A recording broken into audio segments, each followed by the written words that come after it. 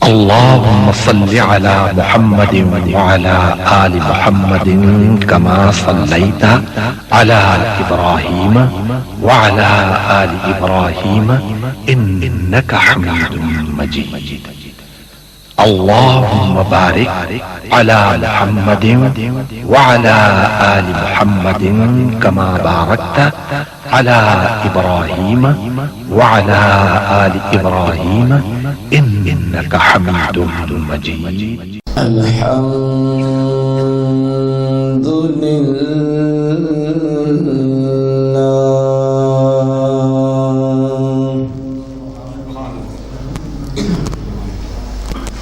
الحمد لله الذي خلق السماوات والأرض والصلاة والسلام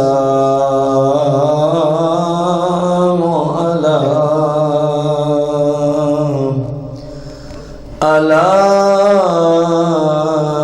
سيد الأولين والآخرين وعلى آله وأصحابه وأزواجه وعلماء ملته أجمعين. أما بعد فأعوذ بالله من الشيطان الرجيم. بسم الله الرحمن الرحيم. قال الله تبارك وتعالى في القرآن المجيد والفرقان الحميد في شأن حبيبه عليه الصلاة والتسليم.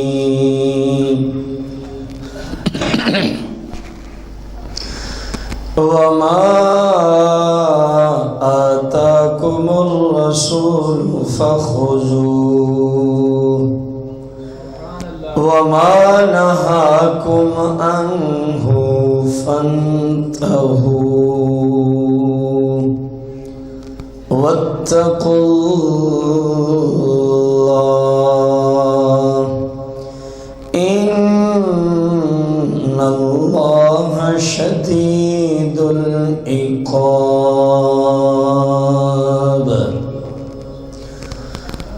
قال الله تبارك وتعالى في القرآن المجيد والفرقان الحميد. إن الله وملائكته يصلون على النبي يا أيها الذين آمنوا صلوا عليه وسلموا تسليما. درود السلام. الصلاة والسلام عليك يا سيدي يا رسول الله. الصلاة والسلام عليك يا سيدي يا حبيب الله. الصلاة والسلام عليك يا یا سیدی یا شفیع المذنبین الصلاة والسلام علیک یا سیدی یا رحمت للعالمین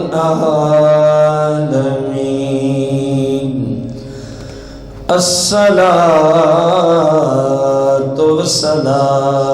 والسلام علیک یا سیدی یا جد الحسن والحسین مولایا صلی وسلم دائما ابدا علی حبیبک خیر الخلق کلہم.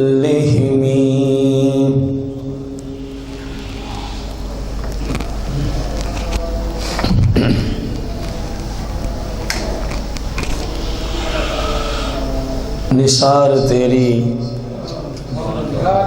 چہل پہل پہ ہزاروں عیدیں ربیع الاول. لوگوں کو تو یہ ایک عید ہی نہیں پچتی نا، اور جو سرکار کے غلام ہیں ان کا عقیدہ یہ. نثار تیری چہل پہل پر ہزاروں عیدیں ربیع الاول، سوائے ابلیس کے جہاں میں سبھی تو خوشیاں منا رہے ہیں. سوائے ابلیس کے جہاں میں سبھی تو خوشیاں. اب سب بھائیوں اور بزرگوں کو اور دوستوں کو 1438 سن ہجری کا ربیع الاول شریف پلس ربیع الاول شریف کا پہلا جمعۃ المبارک مبارک ہو. مسلمان کی تو ساری بہاری ربیع الاول سے ہے، یہ ایک حقیقت ہے. کیونکہ انسانیت کو سرکار کی ظاہری طور پہ آمد شریف سے پہلے انسان تو موجود تھے کہ شکل و صورت انسانوں والی تھی، لیکن دور دراز تک انسانیت کا کہیں نام و نشان نظر نہیں آتا تھا. بات سمجھ رہے ہیں؟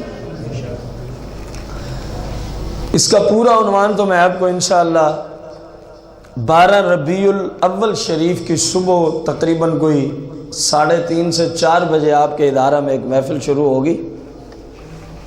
12 ربیع الاول شریف کی صبح. اور اس سال رب کا نظام بھی بڑا کیا ہی محبت بھرا پیغام ربیع الاول لایا ہے کہ جس ربیع الاول کے مہینے کی 12 تاریخ کو سرکار تشریف لائے تھے نا، قدم ٹکایا تھا، وہ پیر شریف کا دن تھا. کون سا دن تھا؟ اور اللہ کے فضل و کرم سے اس سال بھی جو ربیع الاول شریف کی 12 تاریخ آئے گی وہ بھی پیر شریف کا دن ہوگا. اور یہ ایک ایسا مقدس دن ہے پیر شریف. سوموار، منڈے، یوم الاثنین، یہ ایسا مقدس دن ہے، یہ ایسا کہ ہم تو چلو سال میں بڑھ چڑھ کے صرف 1 مہینے میں میلاد کی خوشیاں کرتے ہیں نا، بڑھ چڑھ کے. ویسے ہمارے نزدیک پورے سال ہی جائز ہے، لیکن میرے اور آپ صاحب کے آقا کریم ہر پیر شریف کو اپنی ولادت کی خوشی منایا کرتے تھے. یہ صحیح مسلم شریف کی حدیث ہے. آپ ہر سوار کو روزہ رکھتے تھے. صحابہ نے عرض کی یا رسول اللہ پورا ہفتہ اور بھی تو ہے، جمعہ بھی ہے، ہفتہ بھی ہے، اتوار بھی ہے، منگل بھی ہے، بدھ بھی ہے، جمعرات بھی، اور آپ صرف سوار شریف کا ہی روزہ کیوں رکھتے؟ میرے آقا نے فرمایا کیونکہ ہم سوار کو ہی دنیا میں تشریف لائے تھے. تو میں اپنی آمد پہ اپنے رب کا شکریہ ادا کرتا ہوں۔ کہتے ہیں جی انہوں نے کب منایا؟ اور پاگلو تم حدیثیں پڑھو تو صحیح، تم حدیثیں پڑھو تو صحیح۔ السنن الکبریٰ میں جو حدیث موجود ہے کہ مدینہ منورہ میں سرکار علیہ السلام نے اپنی آمد کے شکرانہ میں آپ صلی اللہ علیہ وسلم نے کئی جانور ذبح فرما کے دعوت عام فرمائی تھی۔ یہ میلاد مصطفیٰ نہیں تمہیں نظر آتا؟ اور نہیں جی وہ عقیقہ تھا۔ کہتے ہیں نہیں جی وہ، میں نے کہا انسان بن اور انسانوں والی بات کر۔ عقیقہ ایک مرتبہ ہوتا ہے یا 2 مرتبہ ہوتا ہے؟ عقیقہ فقط ایک دفعہ ہوتا ہے، یہ شرعی مسئلہ ہے۔ کیونکہ تو ہے جاہل کہ ایسی باتیں کرتے، اپنے مسلک کے مفتیوں سے جا کے پوچھنا۔ عقیقہ فقط جو سرکار کی آمد پر مکہ شریف میں آپ کے دادا سیدنا عبد المطلب رضی اللہ تعالیٰ عنہ نے سرکار کا عقیقہ کر دیا تھا، تو دوبارہ عقیقہ کیسے ہو رہا ہے؟ وہ تو آپ کے دادے نے کر دیا تھا۔ کسی کتاب میں مجھے دکھایا جائے کہ عقیقہ 2 مرتبہ ہوتا ہے؟ عقیقہ فقط عقیقہ کیا، عقیقہ ہو گیا۔ تو سرکار نے مدینے میں جو دعوت کی تھی، فرمایا ہم اپنی آمد کے شکرانے میں مسلمانوں کو کھانا کھلائیں گے۔ السنن الکبریٰ للبیہقی شریف میں حدیث موجود ہے۔ تو آپ کی آمد کا بعثت مبارک کا جو حقیقی مقصد ہے وہ انسانوں کو انسانیت کا درس دینا ہے، انسانوں کو انسانیت کا، ہر حق والے کے حقوق بیان کرنا، ہر حق والے کے حقوق بیان کرنا، انسان کو بتانا کہ تو اپنے رب سے اتنا دور چلا گیا ہے، اللہ کی بارگاہ میں جھکنے کے لیے، وہاں تک پہنچنے کے لیے تجھے یہ اور یہ کام کرنے ہوں گے۔ سرکار اس مقصد کے لیے تشریف لائے تھے، بھٹکی ہوئی انسانیت کو رب سے ملانے، رب سے ملانے۔ اور اسی کا ایک شعبہ کہ انسان میں انسانیت بھی نظر آنی چاہیے، انسان میں کو پتہ چلے یہ انسان ہے اور وہ حیوان ہے، یہ انسان ہے اور وہ، یہ آپ کی تخلیق کے مقاصد میں سے ایک مقصد، یعنی بہت ساری اس کے شعبہ جات ہیں، جزیات ہیں، ان میں ایک شعبہ یہ بھی ہے، ان میں ایک شعبہ جس کا تعلق انسان کی حجامت اور ناخن وغیرہ سے رکھتا ہے۔ آپ کی آمد شریف سے پہلے پتہ نہیں لوگوں کی کیا کیا حالات ہوتے تھے، حجامت میں، ناخنوں میں، حیوانوں کی طرح جو بھٹکی ہوئی انسانیت تھی ان کی بات کر رہا ہوں، حیوانوں کی طرح بڑے بڑے ناخن اور جناب بڑی بڑی لٹیں، بڑی بڑی، جس طرح آج آپ دیکھتے ہوں گے کئی بدماش آپ کو ایسے نظر آئیں گے، بڑی بڑی لٹیں سجائی ہوئی ہیں، اور جی ہم تصوف میں زندگی بسر کر رہے ہیں۔ لعنت ہے تیرے اس تصوف کی تعریف پر۔ تصوف کس چیز کا نام ہے؟ میرے آقا کریم کی شریعت کے مطابق چلنا ہی تصوف ہے، چلنا ہی۔ اور آقا کریم تو یہ فرما رہے ہیں مرد کے بال، مرد کے اتنے بڑے ہو جائیں تو گزارا چل جائے گا کہ اٹھتے بیٹھتے اس طرح کرتے اگر کاندھے کو چھوٹ جائے تو گزارا ہو جائے گا، گزارا ہو جائے گا۔ اور ہر وقت کاندھوں پہ لٹکے رہیں، نیچے لٹکتے رہیں، تو یہ اسلام کو طریقہ پسند نہیں ہے، یہ طریقہ اسلام کو پسند، اور ناخن بڑے بڑے ہونا میرے آقا کریم کو پسند نہیں ہے۔ یہ آپ کی بعثت کے مقاصد میں سے، ان شعبہ جات میں سے ایک شعبہ یہ بھی ہے، ایک شعبہ جو آج کا ہمارا موضوع بھی ہے۔ حجامت اور ناخن کے متعلقہ آپ علیہ السلام نے جب آپ تشریف لائے تو امت کو کیا عطا فرمایا؟ ایک حدیث احکام القرآن للجساس سے عرض کر کے میں اس طرف لوٹوں گا تاکہ ثابت ہو جائے کہ اس کا تعلق بھی آپ کی ولادت کے ساتھ ہے، اس موضوع کا تعلق بھی آپ کی۔ اصل میں ہمارے ہاں بہت سارے لا علم قسم کے جب سے مبلغ پیدا ہو گئے ہیں نا، اور لا علم قسم کے 100 میں سے 99% نعت خواں جب سے جاہل آ گئے ہیں نا، فاسق و فاجر، مسلمانوں بیچاروں کو یہ علم ہی ختم ہو گیا ہے کہ ولادت کا اصل مقصد کیا تھا. انہوں نے اس کو بند کیا ہوا نعرے لگانے پہ. نعرے لگاؤ ولادت کا مقصد پورا ہو گیا. ایسی کوئی بات شریعت میں نہیں ہے. ولادت کا مقصد ہے کہ انسان ایسے زندگی بسر کرے کہ یہ زندگی زمین پہ بسر کر رہا ہو، فرشتے آسمان پہ رشک کر رہے ہوں. ہے تو انسان لیکن کام فرشتوں سے بھی اگلے کر رہا ہے. یہ میرے آقا کی آمد کا مقصد تھا، بھٹکی ہوئی انسانیت کو رب کی بارگاہ تک پہنچانا. رب کی بارگاہ تک، سرکار کی بارگاہ میں ایک دور دراز سے شخص آیا، دور دراز سے، اور دل میں یہ نیت ہے ہم تو اتنی دور سے جا رہے ہیں اور اتنی دیر بعد جا رہے ہیں، آج بڑی عزت ہوگی. آج سرکار کی بارگاہ میں مجھے پروٹوکول دیا جائے گا، مجھے کوئی شان و شوقت سے، خاص اور خصوصی شان و شوقت سے نوازا جائے گا. جب وہاں جاتا ہے تو سرکار دو جہاں نے کوئی ذرہ برابر بھی عزت عطا نہ فرما. جو یہ سوچ کے آیا تھا وہ عزت ہے.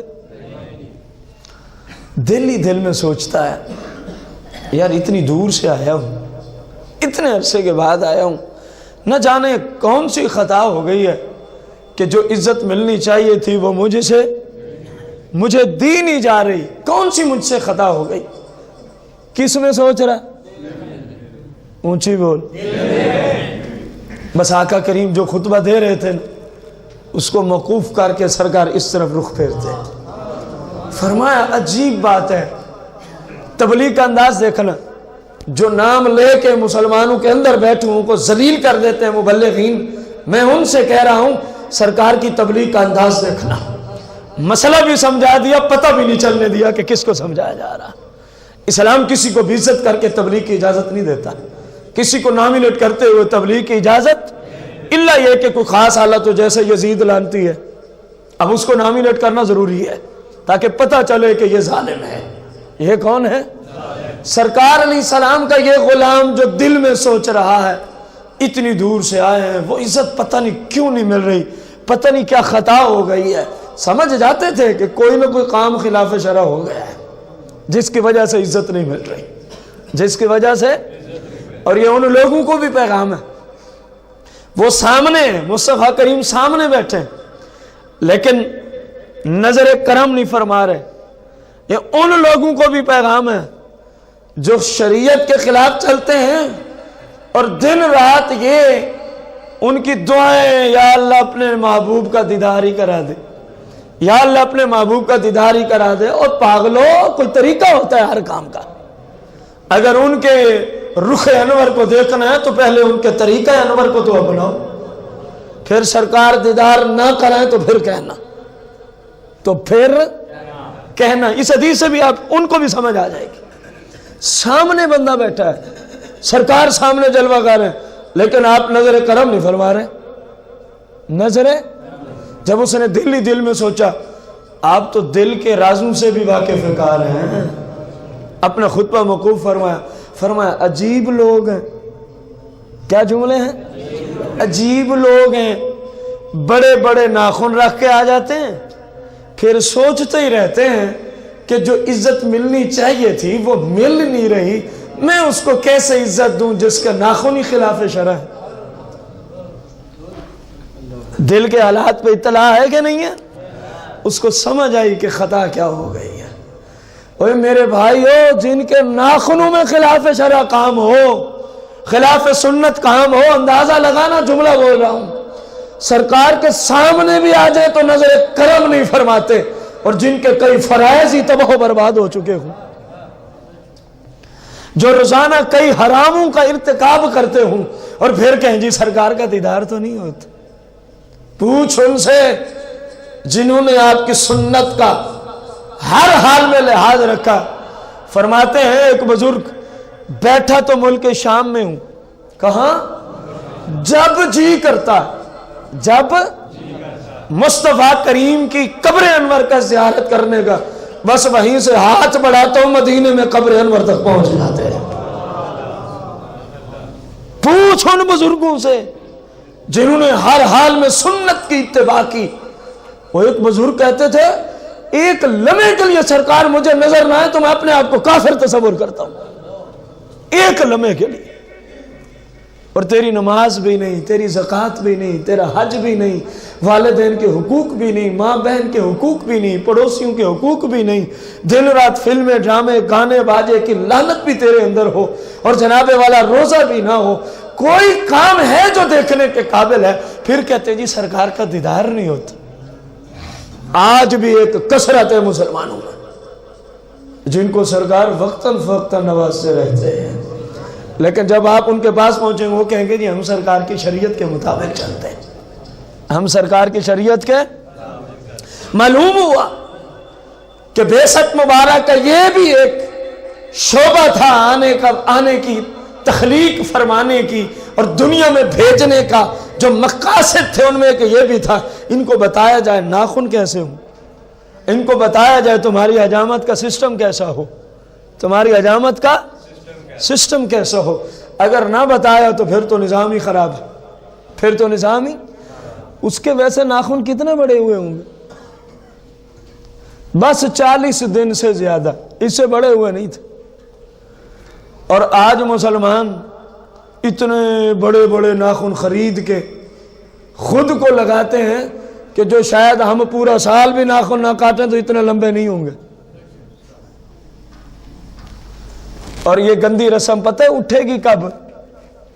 جب دلہا کہہ دے گا، ایسے نہیں اٹھنی، جب دلہا کہہ دے گا دلہن والوں کو خبردار کہ میری ہونے والی بیوی کو تم نے باندریوں کے ناخن چڑھائے، تب اٹھے گا یہ گندا کام۔ جب تک دلہا نہیں روکے گا انہوں نے نہیں رکنا۔ کیوں؟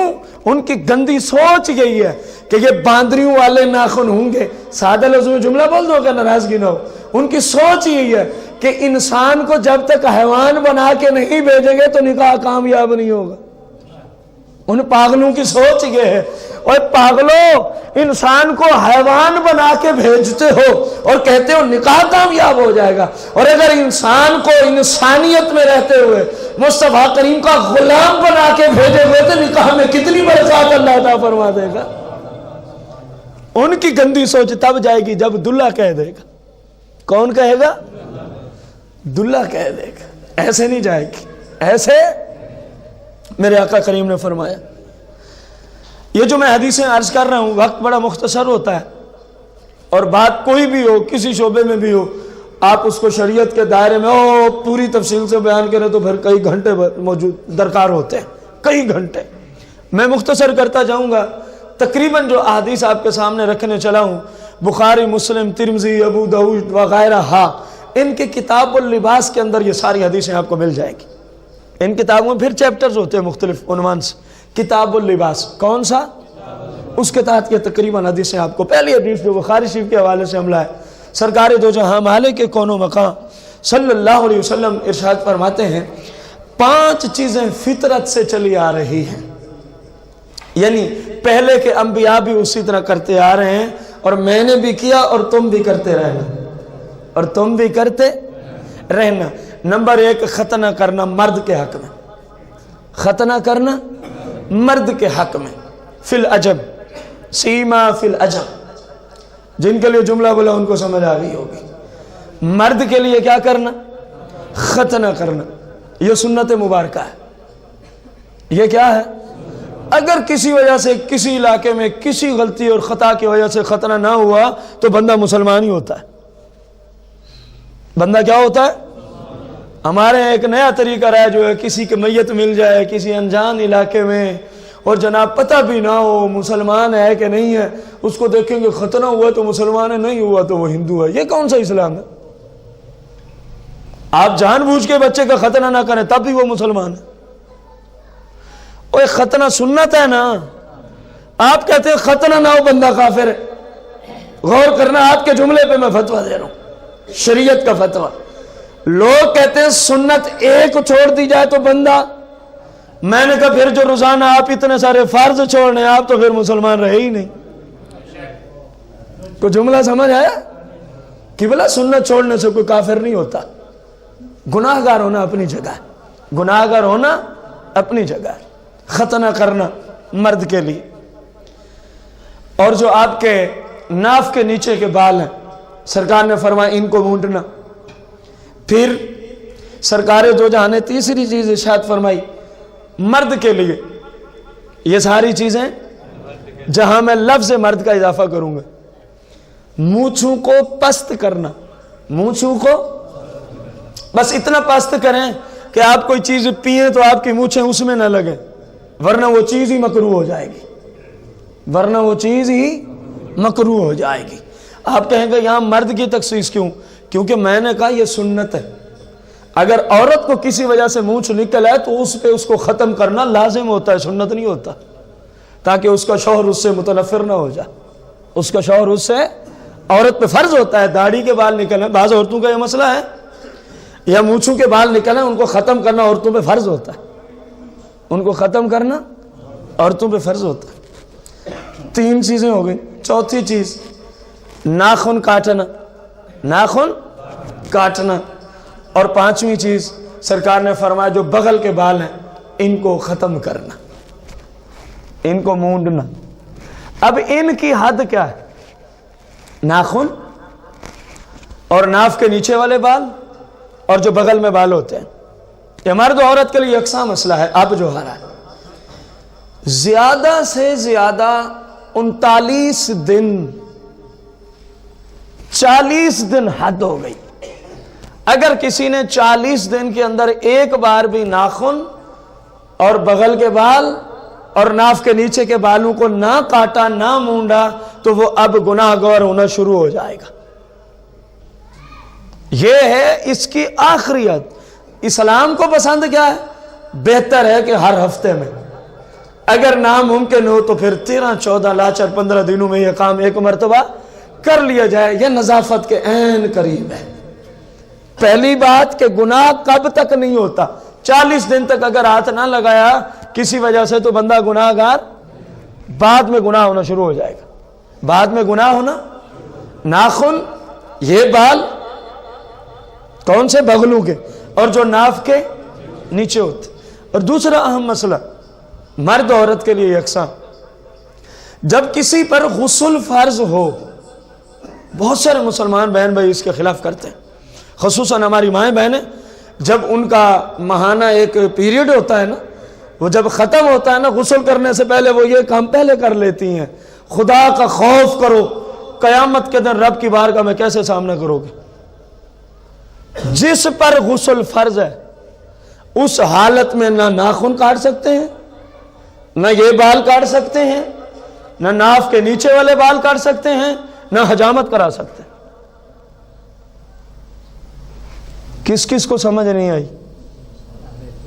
تو سکتہ کیوں داری ہو گئی؟ چپ سی چھا گئی ہے, کیونکہ بات ذرا سخت تھی میرے خیال میں. اکثر بھائی ایسا کرتے ہوں گے نا, تبھی کچھ نہیں ہوتا.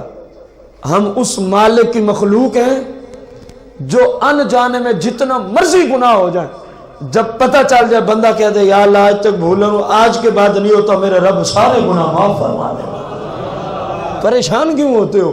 اور اب تو ہم ویسے بھی اس مہینے میں بیٹھے ہیں جس کی وجہ سے ساری بہاریں اللہ نے عطا فرمائی ہیں. خدا کی قسم ہے اس مہینے کی وجہ سے رب نے لیلۃ القدر عطا فرمائی. علامہ زرقانی نے شرح زرقانی علی مواہب الدنیا میں دلائل سے ثابت کیا ہے کہ لیلۃ القدر کی رات کی اتنی شان و شوکت نہیں ہے جتنی میرے آقا کی آمد کی رات کی شان و شوکت ہے. کسی کو اعتراض ہے تو علامہ محمد بن مالک, محمد بن عبد الباقی, محمد بن عبد الباقی المالکی شارح زرقانی پہ جا کے فتویٰ لگائے. انہوں نے دلائل سے ثابت کیا ہے لیلۃ القدر کی اتنی فضیلت نہیں, حالانکہ قرآن کہہ رہا ہے لیلۃ القدر خیر من الف شہر, خیر من. دلائل سے ثابت کیا اس عاشق رسول نے. مالکی المسلک تھا محمد بن عبد الباقی المالکی, کیونکہ چاروں ائمہ عقائد میں متفق ہیں, عقائد میں متفق ہیں. میرے بھائی بزرگوں, فرمایا لیلۃ القدر کی بڑی شان ہے, لیکن میلاد مصطفیٰ والی رات کی شان لیلۃ القدر سے بھی زیادہ ہے۔ کیوں؟ ایک چھوٹی سی بات کر کے نکلوں گا آگے۔ فرمایا اگر یہ رات نہ ہوتی تو تمہیں لیلۃ القدر کون دیتا؟ ایک سادہ سی دلیل پیش کی۔ فرمایا اگر یہ میلاد کی رات نہ ہوتی تو لیلۃ القدر تمہیں کون دیتا؟ تمہیں کون یہ فضیلتیں دیتا کہ ایک رات عبادت کرو تو جناب 83 سال اور کچھ ماہ کی تمہیں 1000 مہینوں سے زیادہ کی عبادت کا تمہیں ثواب مل جائے۔ فرمایا یہ سارا صدقہ میلاد کی رات کا ہے کہ قدم مصطفیٰ جو اسی رات ٹکے ہیں۔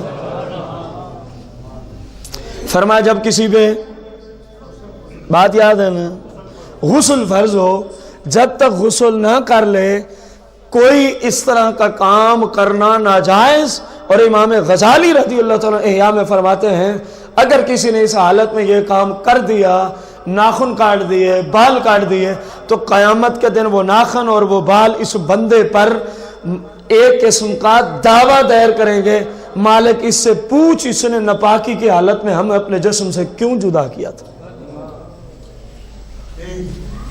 یہ ماؤں بہنوں کو اس مسئلے کے بتانے کی زیادہ حاجت محسوس ہوتی ہے۔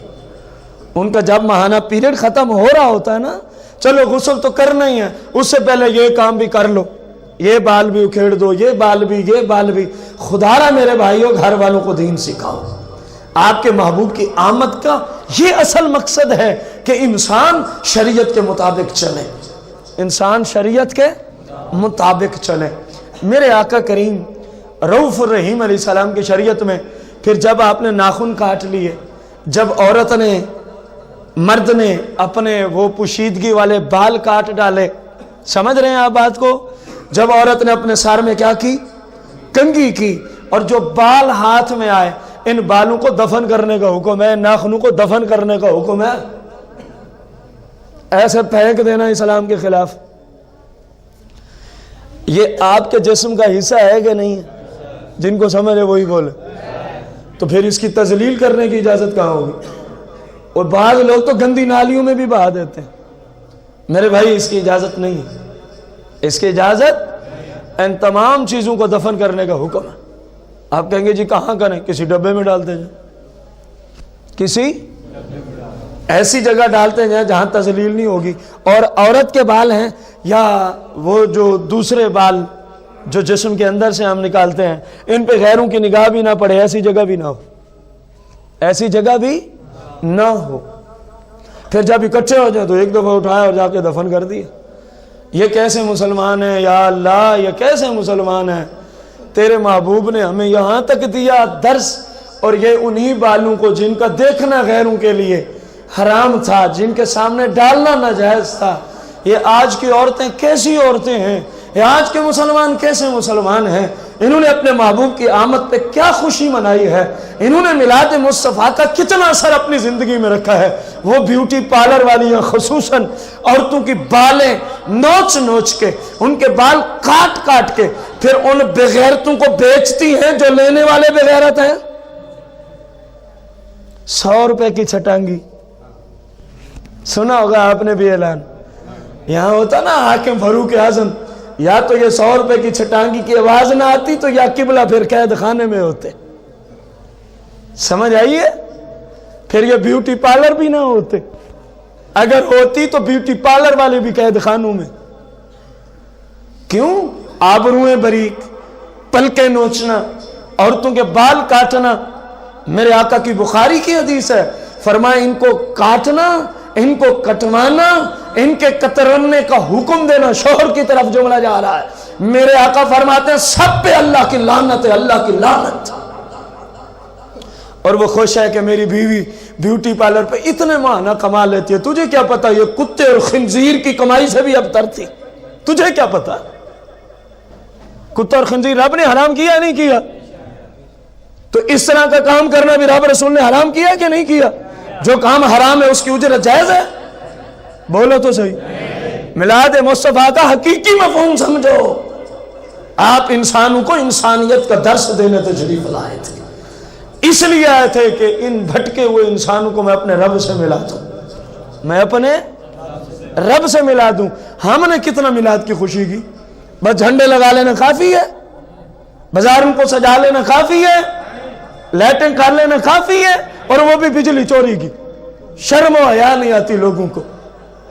نہیں تیرے اندر استعداد تو اسلام میں تیرے اوپر لازم نہیں ہے گلی کو سجانا، تیرے گھر کو سجانا لازم نہیں ہے اگر تو اپنے پیسوں سے بل نہیں ادا کر سکتا تو۔ بات کو غور سے سمجھا کریں۔ میں یقین جانے آپ کو وہی مسلک دیتا ہوں جو اللہ اور اس کے رسول نے مسلمانوں کو مسلک ادا فرمایا ہے۔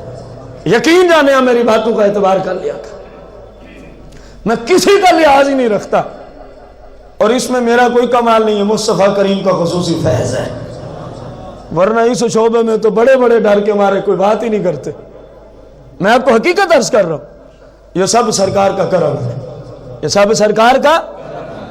مجھے کیا اگر کوئی سنی بار جا کے کہتا ہے جی وہ لائٹنگ کے بارے میں یوں کہہ رہا تھا، جو بھونکتا ہے جا کے بھونکے، جب سرکار کی شریعت حرام کہہ رہی ہے کہ لڑیاں تم لگاؤ اور بجلی چوری کی لگا لو، یہ اسلام میں جائز ہے؟ حرام ہے، حرام ہے، قطعی ہے، چوری کرنا حرام ہے، قطعی ہے۔ خدا کا خوف نہیں ہو تمہیں، یہ خوشی کا سامان؟ خوشی ضرور کرو مصطفیٰ کریم کی آمد کی، لیکن سرکار کی شریعت کے مطابق، آپ کے بتائے ہوئے طریقوں کے مطابق کرو۔ وہ ڈھولکی والی سرکاریں آج کل نعت پڑھنے والی ہیں، وہ ڈھولکی کے ساتھ میلاد پڑھنے والی ہیں، آپ تو سمجھتے ہیں جی بڑا سرور آیا، کیوں نہ سرور ہو، شیطانی آواز ہو، شیطانی گانے باجے ہوں تو اس پر سکون تو آنا ہی آنا۔ آپ کہیں گے نہیں وہ تو نعت ہی پڑھ رہی تھی، یہ نعت مصطفیٰ کی توہین ہے، یہ میرے آقا کی عزت و عظمت کی توہین ہے۔ ایک بندہ قرآن پڑھے ساتھ ڈھولکی چلائے، آپ قبول کریں گے؟ جن کو سمجھ آئیے وہ بولیں۔ تو قرآن پڑھے ڈھولکی کے ساتھ کوئی آپ کو قبول نہیں، اور عورتیں ڈھولکی کے ساتھ مصطفیٰ کا نام لیں، اس کو کیوں قبول کیا ہوا ہے؟ بات سمجھ آئی ہے؟ ایسی عورتوں کو بلانا حرام ہے، اس طرح خلاف شرع میلاد پڑھانا ناجائز، حرام اور جہنم میں لے جانے والا کام ہے۔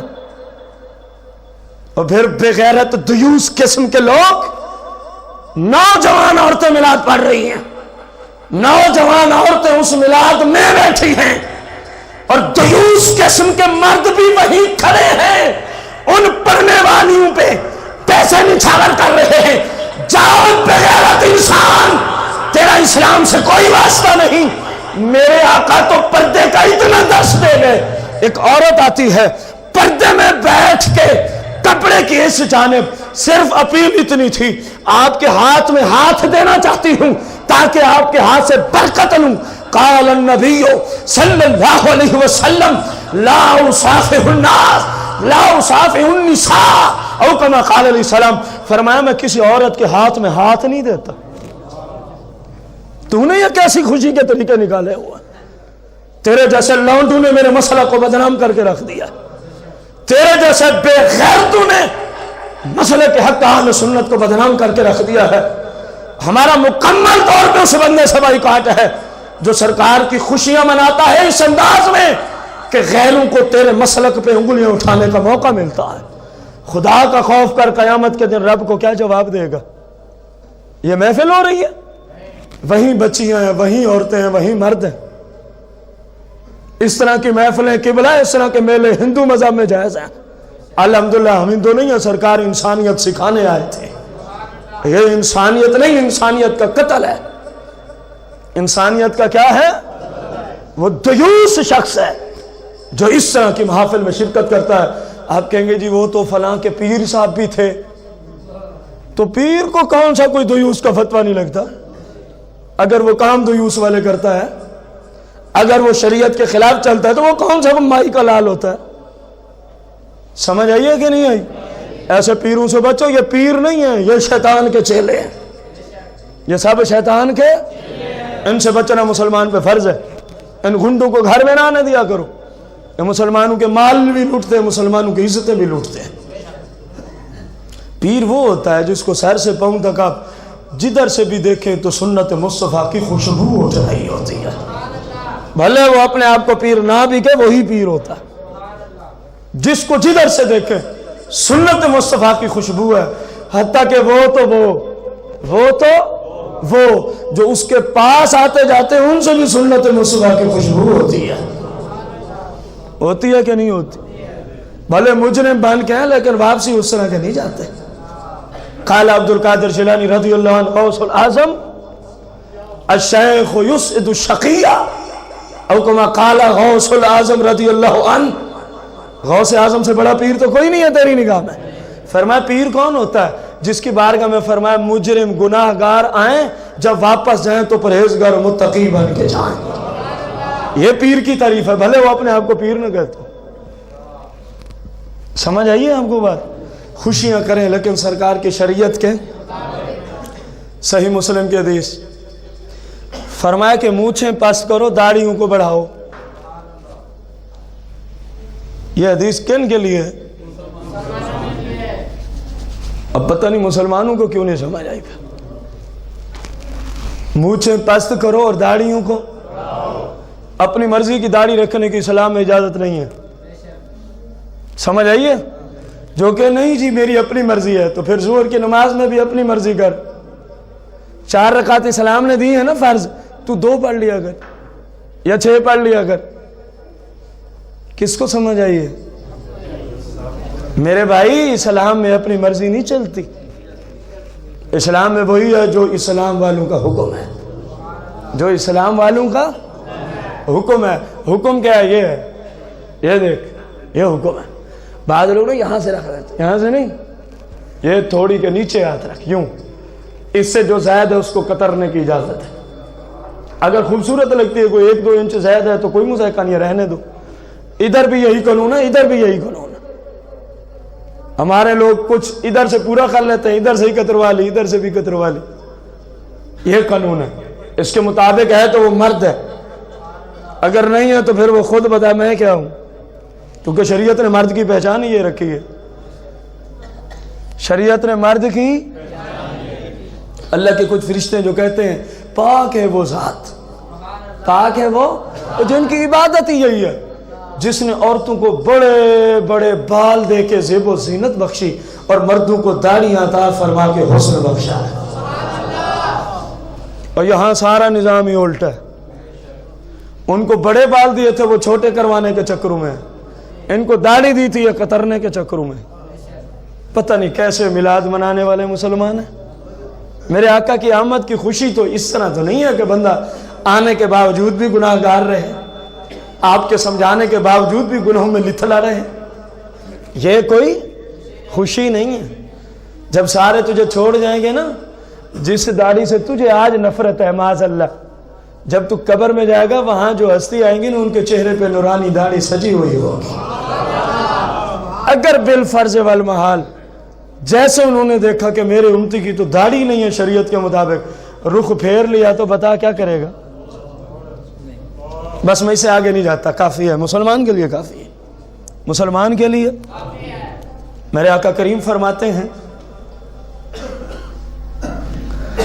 جو مسلمان جو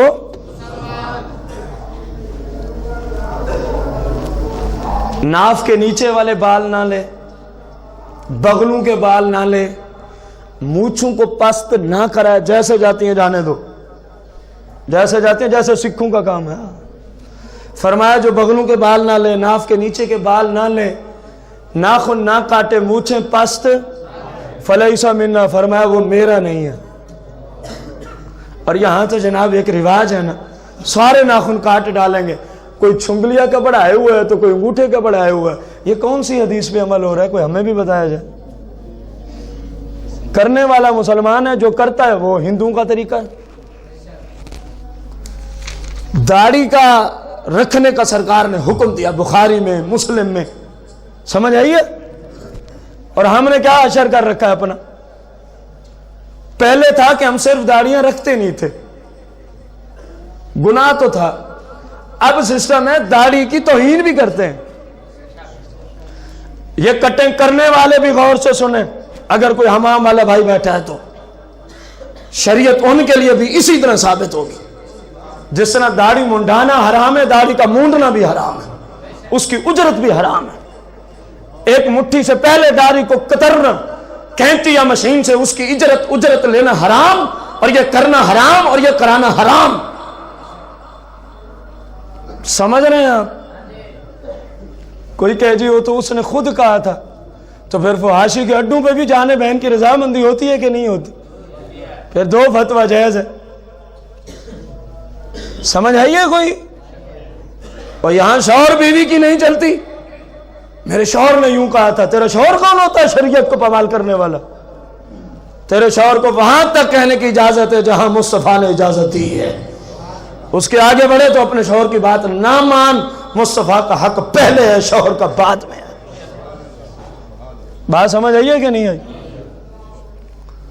سرکار مدینہ علیہ السلام نے جس مقدس چہرے پر، جس چہرے کی رب قسمیں اٹھاتا ہے، اس چہرے پہ داڑھی کو سجایا تھا. آج اس داڑھی کی ڈیزائننگ کی جا رہی ہے. مر جانے کا مقام ہے کہ نہیں ہے؟ پھر انہی سے پوچھو نا، ڈیزائننگ والوں سے، کرنے والے اور کرانے والے دونوں سے پوچھو، کہیں گے ہمارے جیسا عاشق رسول ہی کوئی نہیں. یہ عشق رسول کی علامت ہے. داڑھی جس کا مونڈنا حرام تھا، تم نے اس کی توہین شروع کر دی ہے، اور سمجھتے ہیں کرنے والے کہ میری روزی حلال ہے. اگر تجھے کتے کا گوشت بندہ پیش کرے تو کھائے گا؟ وہ بھی حرام ہے، تو اس کی اجرت بھی حرام ہے. اس کی اجرت بھی کیا ہے؟ حرام ہے. میں کسی کو معذرت کے ساتھ اپیل کر رہا ہوں، نامینیٹ نہیں کر رہا. جو بھی یہ کرتا ہے میں شریعت کا فتویٰ دے رہا ہوں. ہاں میرے فتوے سے جس کو، میری بات سے جس کو اتفاق نہیں ہے، وہ جائے مفتی امین صاحب سے تصدیق کرا لے، وہ جائے دارالافتاء اہل سنت زینب مسجد سے تصدیق کرا لے، وہ جائے جامع رضوی مفتی محمد بخش سے تصدیق کرا لے، جامع قادری رضوی بھولے کی جوگی مفتی غلام رسول سے جا کے تصدیق کروا لے. اگر تصدیق ہو جائے تو سمجھ لینا فقیر جو کہتا ہے وہ ٹھیک ہی ہوتا ہے. اگر نہ ہو تو فقیر بھرے مجمع میں رجوع کرے گا، کوئی پریشانی نہیں. کسی مفتی کی جرات ہی نہیں اس فتوے کو چیلنج کرے. کیوں؟ میرے آقا کی شریعت کے خلاف کون فتویٰ دے سکتا؟ یہ تیرے اور میرے آقا کی شریعت ہے. بتا، یہ جو ڈیزائننگ ہے، ساری داڑھی ختم یہاں سے رکھی ہوئی ہے، اور یہ تو عیسائیوں کا طریقہ ہے، یہ تو یہودیوں کا طریقہ ہے، یہ تو مرزائیوں کا طریقہ ہے، جو تیرے نبی علیہ السلام کی داڑھی کی توہین کرتے ہیں. تو ان کی باتوں میں آ کے اپنے نبی کی توہین کرے گا؟ دونوں کو کہہ رہا ہوں، بنانے والا بھی بنوانے والا بھی. خدا کا خوف کرو، آخر تم نے مر جانا ہے، اللہ کی جناب میں کھڑے ہونا ہے. ایک ایک لمحے کا تمہیں حساب دینا پڑے گا، ایک ایک لمحے کا حساب دینا پڑے گا. رسول اقدس نور مجسم صلی اللہ علیہ وسلم کی شریعت میں داڑھی کو مونڈنا، منڈانا، داڑھی کو کترنا، حد شریع سے پہلے کتروانا، داڑھی کی ڈیزائننگ کرنا، پہلی صورت حرام ہے، دوسری صورت حرام پلس توہین مصطفیٰ بھی ہے. اور میلاد کے جلوس میں آپ دیکھیں گے تو کثرت انہی کی نظر آئے گی. یہ عاشق رسول ہیں. میلاد کے جلوس میں جانے سے عشق ثابت نہیں ہوتا. عشق ثابت ہوتا ہے تیری سیرت و سنت مصطفیٰ کی بہ کر. بھلے میلاد کے جلوس میں نہ جا، تو سرکار کا سچا محب ہے، تو سرکار کا سچا محب ہے. اپنے محبوب کی آمد کے مسائل سیکھ. حضور اقدس صلی اللہ علیہ وسلم فرماتے ہیں، جو ناخن نہ کاٹے، خواہ ایک یا سارے، خواہ ایک یا، فرمایا اس کی وجہ سے نحوست یہ پڑتی ہے، اللہ اس کی روزی کو تنگ کر دیتا. جن کے پاس تم جاتے ہو نا، نقش دے دو، تعویذ دے دو، وظیفہ دے دو، روزی میں برکت نہیں ہے، وہ تو خود بلندرو ہیں. انہیں کیا پتا روزی میں برکت کیسے پڑتی ہے. سارے جاہل قسم کے پیر اکٹھے ہو گئے. میرے مصطفیٰ کی بارگاہ میں آ، تجھے روزی کی برکت کے وظیفے بھی عطا فرمائیں گے، تجھے عمر کی برکت کے وظیفے بھی عطا فرمائیں گے. اپنے نبی سے منہ پھیر کے کہاں جائے گا؟ اعلیٰ حضرت نے کیا خوب جملہ بولا ہے، انہیں مانا، انہیں جانا، نہ رکھا غیر سے کام. یہ تیرے امام کا عقیدہ ہے. کیا مطلب ہے؟ ہماری آنکھیں سرکار کی شریعت پہ بند ہو جاتی ہیں. انہیں جانا، انہیں مانا، نہ رکھا غیر سے کام. للہ الحمد میں دنیا سے مسلمان گیا. للہ الحمد میں دنیا سے، یہ نعروں کے لیے نہیں ہے، صرف سرکار کی سیرت اور سنت کو اپنانے کے لیے ہے. فرمایا ان کے پیچھے اپنے آپ کو ڈال دے، پریشانی کوئی نہیں ہے. جب اس ریل آئے گا تو پہلے کہے گا او امتی مصطفیٰ، او غلام مصطفیٰ، کلمہ پڑھ لے، میں نے تیری روح قبض کرنی. انہیں جانا انہیں مانا، نہ رکھا غیر سے کام. للہ الحمد میں دنیا سے مسلمان گیا، للہ الحمد میں دنیا سے مسلمان گیا. آپ اندازہ لگائیں ہم نے کتنا اپنے محبوب کی آمد کے مقاصد کو اپنی زندگی پہ لاگو کیا. اب دنیا میں تشریف لائے تھے انسان کو انسانیت کا درس دینے.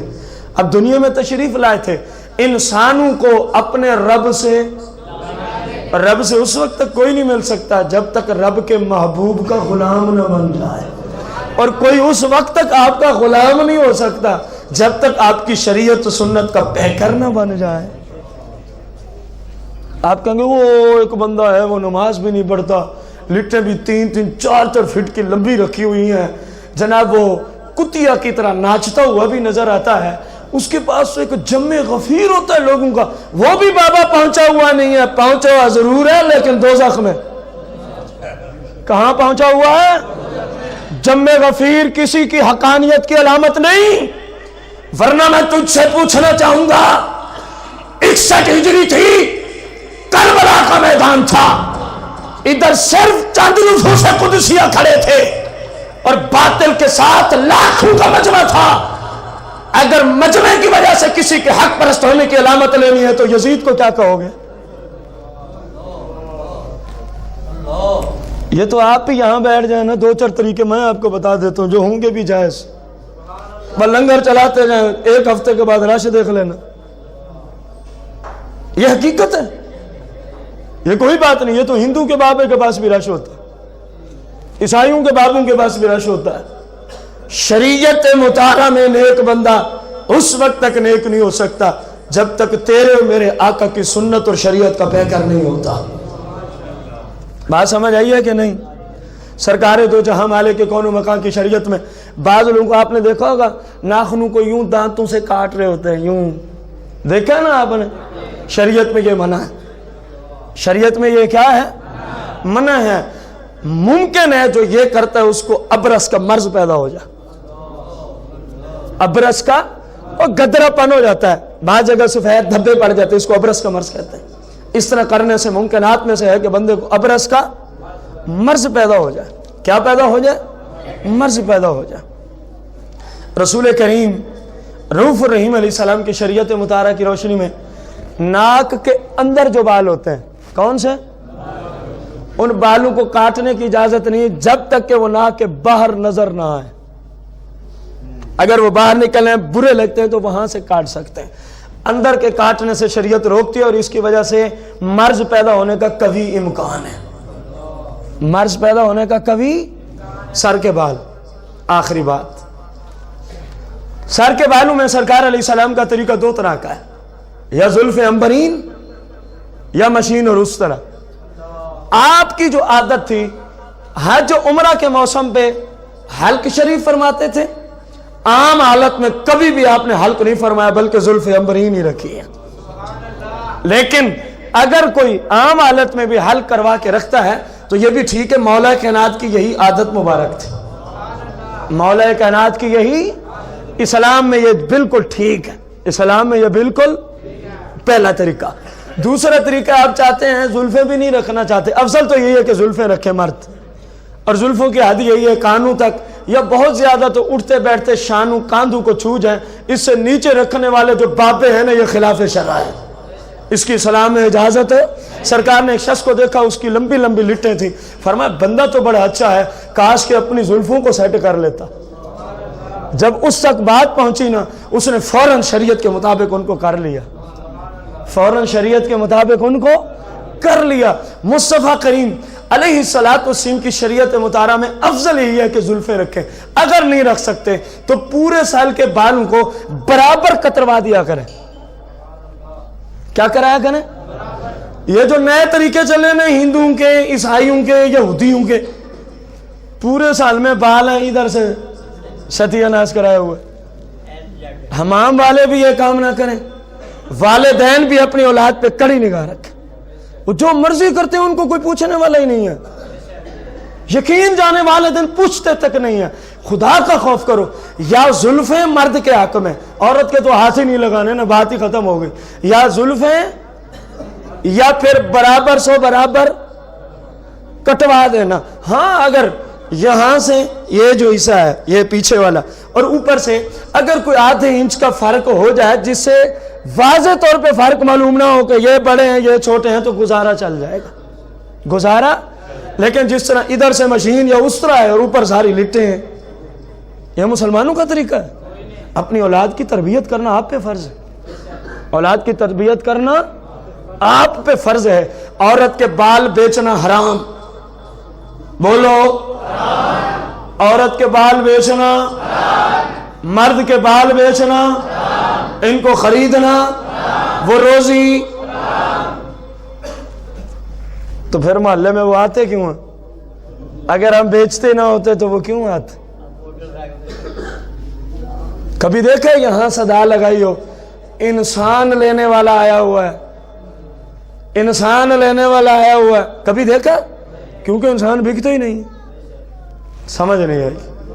جو چیز مارکیٹ میں نہ بکتی ہو نا اس کے خریدار بھی نہیں ہوتے. تو اس کے جو خریدار ہیں معلوم ہوا کہ بکتے ہیں. میرے بھائیوں گھر والوں کو مسئلہ سمجھاؤ. کوئی بیوٹی پارلر والی ہے تو اس کو بھی جا کے سمجھاؤ. خدا کا خوف کرو, کیوں حرام روزی کماتے ہو؟ کیوں اللہ کی جناب میں جواب دہ بنتے ہو خام خواہ کے گناہوں کی وجہ سے؟ جن بالوں کو دفن کرنے کا حکم ہے وہ نہ جانے کس کس بغیرت کے ہاتھوں آپ بیچ کے پہنچاتے ہیں, اور پھر نہ جانے ان کے ساتھ کیا کچھ وہ کرتے ہیں. ان کے ساتھ کیا کچھ. انسان بیچا جا سکتا ہے, آخری بات کر رہا ہوں, انسان بیچا جا سکتا ہے. جو ناخن اور بال ہیں یہ بھی انسان کا حصہ ہے, یہ خارج از انسان ہے, تو پھر اس کو کیوں بیچا جا سکتا ہے؟ یہ انسانیت کی تکریم اور عزت کے خلاف ہے کہ انسان کا کوئی عضو بیچا جائے. اب بہت سارے ذہنوں میں سوال ہوگا بلڈ کیوں بیچا جاتا ہے؟ حرام ہے. کون کہہ رہا ہے بلڈ کا بیچنا جائز؟ ہاں کوئی مرنے لگا ہے تو آپ اللہ کی رضا کے لیے مفت میں اس کو بلڈ دے سکتے ہیں. بیچنا حرام ہے. بلڈ کا بیچنا, انسانیت کے کسی عضو کا بیچنا حرام ہے. بات ختم کریں, ہم وقت ختم ہو گیا. کہیں کسی کی اگر جان جا رہی ہے تو وہاں اس سے ثنا حاصل ہوگا صرف دینے کے لیے, بیچنے کے لیے نہیں. مرنے کے بعد میری آنکھیں فلاں کو دینا, میرا گردہ فلاں کو, سب حرام ہے. اس وصیت پہ عمل کرنا حرام اور جہنم میں لے جانے والا کام ہے. بندہ اپنے جسم کا مالک نہیں ہے. آپ اپنے جسم کے مالک نہیں ہے, ورنہ انگلی کاٹ کے دکھاؤ. سرکار نے حرام قرار دیا. اللہ کریم سے دعا گو ہے مجھے آپ سب کو جو انسانیت دینے کے لیے رب کا محبوب آیا تھا, اللہ اسی انسانیت کے مطابق عمل کی توفیق عطا فرمائے.